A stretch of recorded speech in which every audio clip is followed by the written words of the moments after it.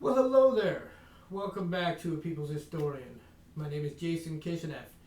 Each episode we read about 30 minutes of history together. We are reading about the Clinton presidency in A People's History of the United States, written by Howard Zinn.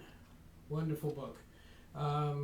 Please hit the like and subscribe button if you enjoy what you hear. And let's just dig right in. We should finish the chapter. Racism was still deeply embedded in American society. The evidence was in continued police brutality against people of color and the higher rates of infant mortality in the black population, the lack of jobs for young blacks, and the corresponding growth of crime and imprisonment. But the country was becoming more diverse. More Latino people, more Asians, more interracial marriages. It was projected that by the year 2050, people of color would be equal in number to whites in the United States. There were sporadic attempts to organize the discontent among the nation's African Americans. In the late 80s, there had been a hint of a future possibility as the black leader Jesse Jackson, who, don't worry, I won't even try to do an impression of, speaking for the poor and dispossessed of all colors, a rainbow coalition won millions of votes in the presidential primary and gave the nation a brief, rare surge of political excitement. I think I voted for him. In 1995, 1 million men traveled from all over the country to Washington, D.C., the Million Man March, to declare to the nation's leaders that they intended to become a force for change. I said force, not farce, right? Force for change. Not a farce for change, but a force for change. The march did not have a clear agenda, but it was an expression of solidarity. In the summer of 1998, 2,000 African American men met in Chicago to found the Black Radical Congress. The following year, the West Coast Longshoremen's Union carried out an 8-hour work stoppage in protest against the incarceration and death sentence of Mumia Abu Jamal. Jamal was a respected black journalist who had been tried and sentenced under circumstances that suggested his race and his radicalism, as well as his persistent criticism of the Philadelphia police, were the reasons he now sat on death row. This is not from the book, but Mr. Jamal has gotten an opportunity to redo his appeal. So that's really good. Hopefully he succeeds. The labor movement in the 90s was showing signs of a new energy.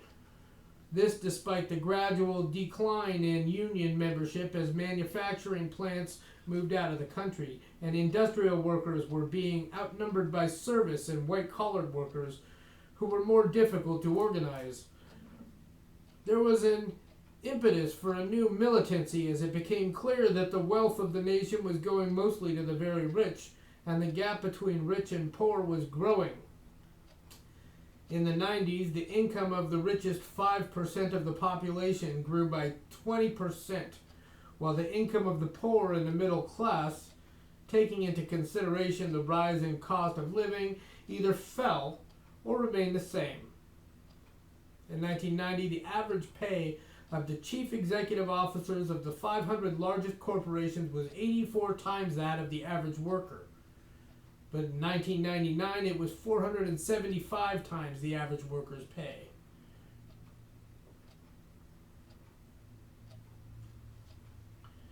$84 times to up to 475 times in 9 years.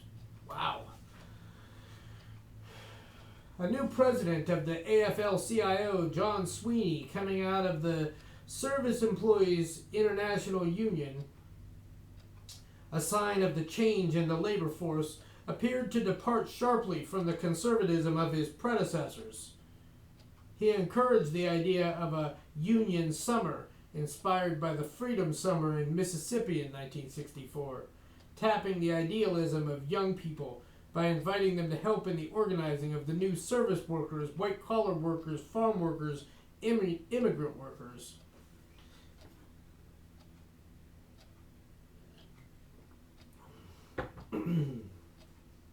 The unions were losing some strikes, as in the long, bitter struggles in the 90s in Decatur, Illinois, against three corporate giants, Caterpillar, Firestone, and Staley. But there were also victories. United Parcel Service workers went on strike for 15 days, a strike that brought great national attention and won their demand that part-time jobs without health and other benefits be converted to 10,000 full-time jobs with benefits. The Machinists Union won strikes at the Boeing Company and the McDonnell Douglas. And McDonnell Douglas, not the McDonnell Douglas. It's okay, I'm okay. I'm okay, really. Hotel workers won strikes in Minneapolis and San Francisco. Cleaning women, mostly immigrants, were victorious in Los Angeles, striking against owners of skyscrapers where the poorly paid workers clean the offices of the city's most prosperous business people. Speaking of striking in Los Angeles, more power to the striking teachers there right now. In the year 2000, the biggest white-collar strike in the nation's history was one for 19,000 engineers and professional workers of Boeing, who succeeded in having their salaries match those of workers in other Boeing plants. One of the greatest union victories in decades took place in Los Angeles County in 1999, where, after an 11-year campaign, the Service Employees International Union won the right to represent 74,000 home health care workers. That same year, 1999, the newly merged unions of garment workers and textile workers called UNITE, Union of Needle Trades Industrial and Textile Employees, which had been trying for 25 years to organize Cannon Mills in North Carolina, won their union election at two mills in Kannapolis.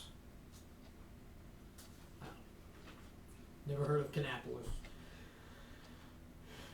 Women were taking a leading role in the new leadership of the AFL-CIO. Kara Nussbaum, who had been president of the 9 to 5 National Association of Working Women, became director of the Working Women's Department of the AFL-CIO. And by 1998, 10 of the 21 departments of the union were headed by women. An alliance between students and the labor movement was being forged by the campaign for a living wage for campus workers, which soon spread to 150 college campuses. For instance, at Harvard University, students organized to demand that the Harvard administration, sitting on a treasury of $20 billion, pay their janitors and other service employees a wage sufficient to support their families. Many of these workers had to work 2 jobs, as much as 80 hours a week, to pay for rent and food and health care. The Harvard students staged colorful rallies in which janitors and other campus workers spoke about their needs. Members of the Cambridge City Council and trade union leaders, including John Sweeney and other high officers of the AFL-CIO, took the microphone to declare their support. The arrival of 2 young movie stars, Matt Damon and Ben Affleck, to support the campaign attracted a huge crowd. Both had lived and gone to school in Cambridge. Matt Damon had spent a few years at Harvard before dropping out to go to Hollywood. Ben Affleck spoke movingly about his father working, poorly paid, at a menial job at Harvard. When the Harvard administration continued to refuse to negotiate, 40 students took over one of the Harvard administrative buildings and remained there day and night for several weeks, supported by hundreds of people outside with tents spread out on the campus grass. Support for the sit-in came from all over the country, and finally Harvard agreed to negotiate. The upshot was a victory for the campus workers, with Harvard agreeing to raise the pay for janitors to $14 an hour and to give health benefits and to insist that outside contractors match those conditions.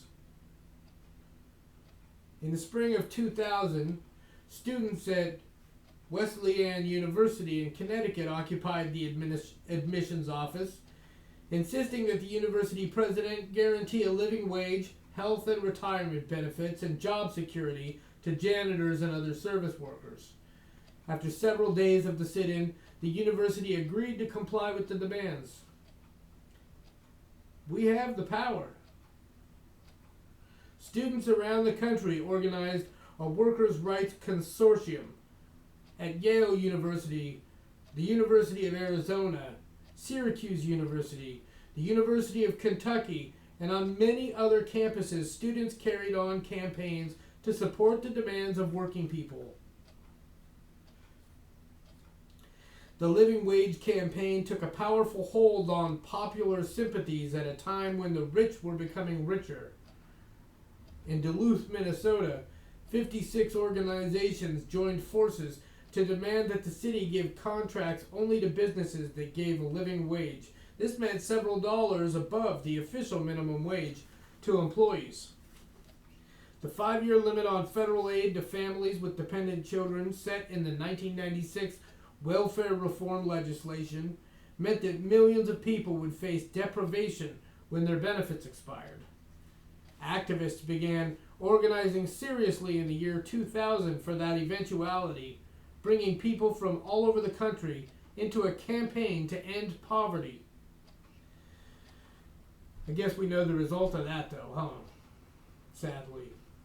A veteran of the welfare rights movement in Boston, Diane Dujon, declared, "In the richest country in the year 2000, no one should be living hungry, homeless, and under stress of not knowing how to feed their children and still pay their rent."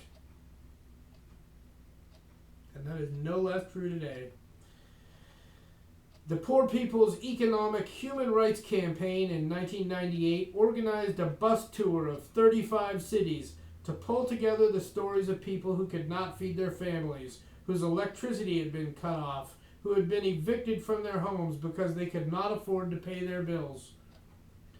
The following year, some of the PPEHRC, that is, like I said, Poor People's Economic Human Rights Campaign, traveled to Geneva, Switzerland to testify before the UN Commission on Human Rights. They pointed to the UN Universal Declaration of Human Rights, which Eleanor Roosevelt had helped to draw up, and which declared that decent wages, food, human housing, health care, and education was a right of all people. Religious leaders who had been quiet since their involvement in the movement for civil rights and against the Vietnam War began to speak out on economic inequality. In the summer of 1996, the New York Times reported, "More than at any other time in decades, religious leaders are making common cause with trade unions, lending their moral authority to denounce sweatshops, back a higher minimum wage, and help organize janitors and poultry workers. The clergy has not lined up with labor to such an extent since the heyday of Cesar Chavez, the charismatic farm workers leader in the 1970s, and perhaps the Depression." All of these groups and the people they represented, the homeless, the struggling mothers, the families unable to pay their bills, the 40 million without health insurance, and the many more with inadequate insurance, were facing an enormous barrier of silence in the national culture. Their lives, their plight, was not being reported in the major media. And so the myth of a prosperous America proclaimed by powerful people in Washington and Wall Street persisted. The stock market is up some odd points. That's what I'm talking about. There were valiant attempts to break through the control of information, especially after the Telecommunications Act of 1996, which enabled the handful of corporations dominating the airwaves to expand their power further. Mergers enabled tighter control of information. Two gigantic media corporations, CBS and Viacom, joined in a $37 billion deal. Or as Lee Camp would say, $37 $27 billion! The Latin American writer Eduardo Galeano commented, "Never have so many been held incommunicado by so few." Alternative media made desperate attempts to break through this control. There were several hundred community radio stations around the country. The Pacifica Network was the most successful of these, bringing alternative information and ideas to their listeners. A one-man operation by David Barsamian, Alternative Radio, distributed dissident views, interviews, and lectures via satellite to radio stations around the country. Speaking of Pacific Radio Network, they're still around. If you need to find good, accurate news reporting, look them up. They're on the internet. Pacifica News Network, 94.1 out of Berkeley. You're welcome. Community newspapers in towns and cities around the country, though their circulation was small, tried to tell the stories of ordinary people. In Boston, homeless people joined to publish the newspaper Spare Change to tell their stories, print their poems, and then to sell the newspaper on the streets of Boston and Cambridge as a way of making some money. They declared their aims to be a voice for the voiceless and to be an organizing tool for the homeless community. By the turn of the century, they had been turning out the newspaper for 8 years. This idea spread to other parts of the country, and soon there were street newspapers in 40 different cities, which formed the North American Street Newspaper Association. The National Coalition for the Homeless, set up in the nation's capital, distributed a monthly newsletter. Probably the most dramatic attempt to bring to the American people and to the world the facts of corporate domination over the lives of ordinary people was the great gathering of demonstrators in Seattle, Washington, in the last months of 1999. Seattle had been chosen as the meeting place of the World Trade Organization, and representatives of the most wealthy and powerful institutions on the globe were there to make plans to maintain their wealth and power, to bring the principles of capitalism to work across national boundaries over all the earth. Tens of thousands of people converged on Seattle to protest the plans of the World Trade Organization to expand free trade agreements. This, the protesters argued, meant the freedom of corporations to roam the globe in search of cheap labor and no restrictions on industrial policies that poison the environment. The issues around free trade were complex, but a simple idea seemed to unite those who showed up in Seattle to oppose the WTO, that the health and freedom of ordinary people all over the world should not be sacrificed on behalf of corporate profit.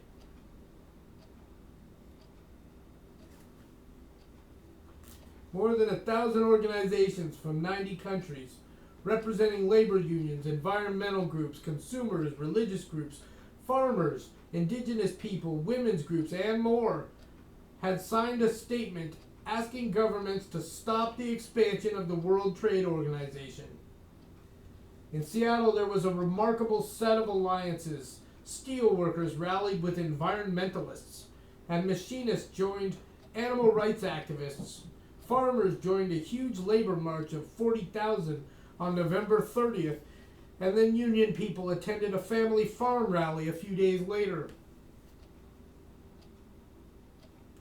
The press gave disproportionate attention to a small number of demonstrators who broke windows and created a ruckus, but the overwhelming majority in Seattle were nonviolent, and it was these that the police chose to attack with tear gas and then arrest. Hundreds were jailed, but the demonstrations continued. News of the events in Seattle went to the nation and all over the world. The official WTO meeting was clearly disturbed by the crowds of protesters, and there were signs of division between the industrial countries and the third world countries. As John Nichols reported in The Progressive, While the official World Trade Organization sessions were characterized by deep divides between delegations from the northern and southern hemispheres, there was an unprecedented level of north-south unity on the streets. Farmers from around the world came together.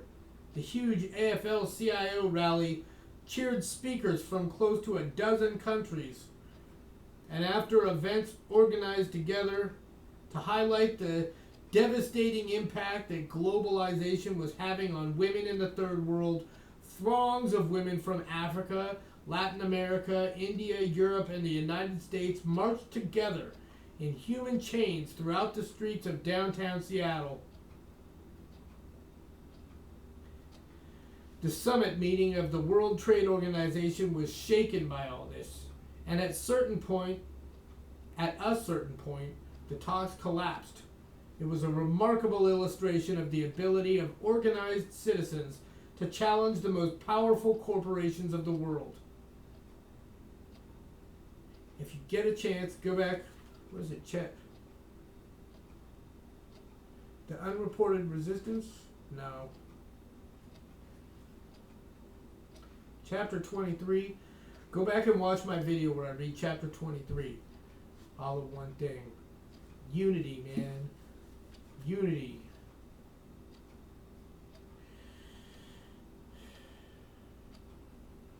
Mike Brannon, writing in the newspaper of the insurgent Teamsters, caught the mood of exaltation. The kind of solidarity that all of us dream of was in the air as people sang, chanted, played music, and stood up to the cops and the WTO. The people owned the streets that day, and it was as much a lesson for us as it was for corporate America. The Seattle demonstrations coincided with the growing movement throughout the nation on college campuses and in communities against sweatshop conditions endured by third world men, women, and even children working for American corporations. The New York Times reported a month after Seattle, pressure from college students and other opponents of sweatshops has led some factories that make goods for industry giants like Nike and The Gap to cut back on child labor, to use less dangerous chemicals, and to require fewer employees to work 80-hour weeks. Holy cow! According to groups that monitor such factories, I cannot imagine working an 80-hour week. If you work 80 hours, you're a hero. You're amazing. At last month's protests in Seattle, conditions in such factories were a major focus, with many demonstrators demanding that trade treaties punish countries that permit violations of minimum labor standards. Minimum labor standards. Many corporate executives acknowledge that the anti-sweatshop movement's efforts are paying off.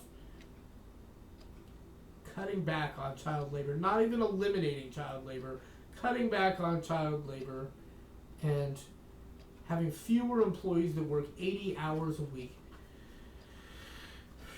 And I think because of NAFTA, these changes, they couldn't really eliminate sweatshops, because corporations have the right to sue us if our laws interfere with profits.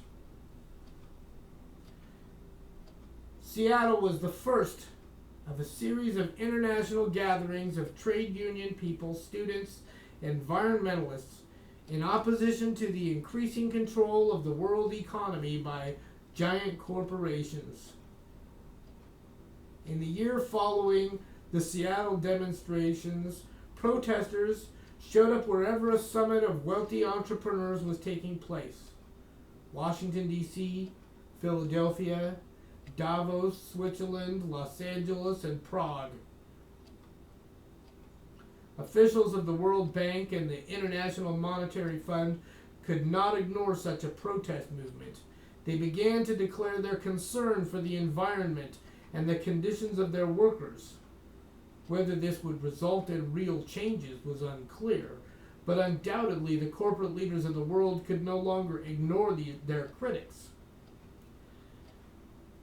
Would the various strands of protest and resistance in politics, in the workplace, in the culture come together in the next century, the next millennium, to fulfill the promise of the Declaration of Independence of equal rights to life, liberty, and the pursuit of happiness?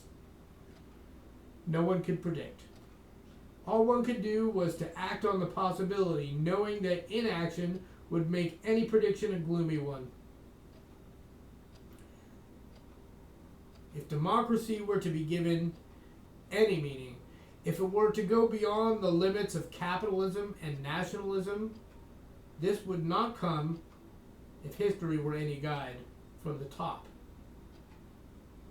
It would come through citizens' movements, educating, organizing, agitating, striking, boycotting, demonstrating, threatening those in power with disruption of the stability they needed.